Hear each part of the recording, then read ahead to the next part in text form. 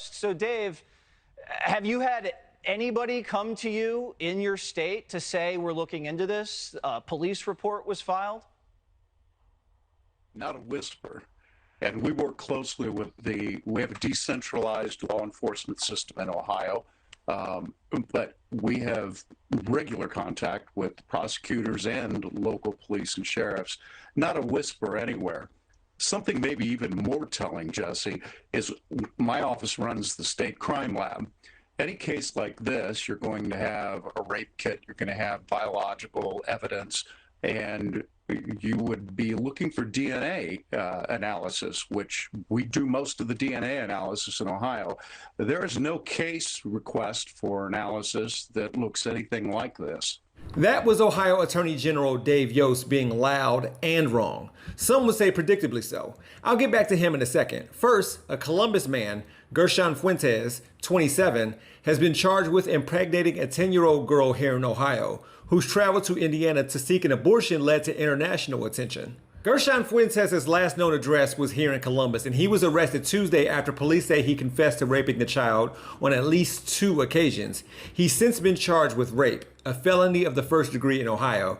You should know that the 10-year-old girl also named him as the father to the since-aborted child. We're here to defend children. We're talking about an abortion, which is a choice to intentionally destroy an innocent human life.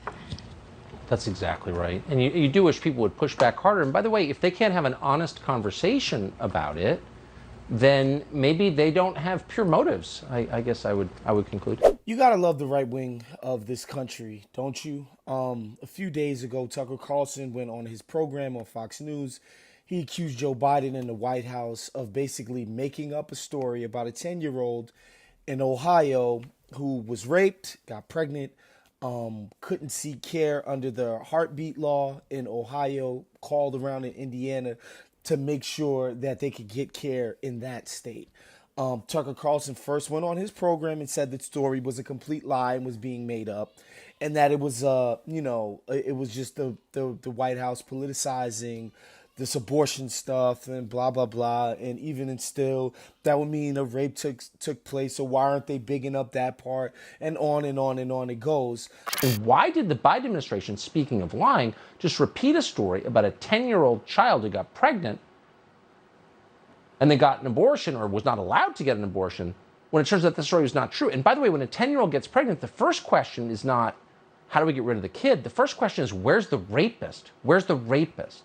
Again, this is just typical obfuscation. This is typical just pass the buck nonsense that you'll see from the right wing, where like this abortion ban stuff is really unpopular.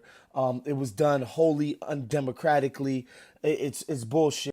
No legs to stand on. And so, of course, a couple of nights later, you get Carlson on his show, never issuing a correction and saying that, no, this actually did happen and it's because, of course, the lesson learned from Donald Trump over the past now 6 years is that you never admit wrong if you're a right-winger.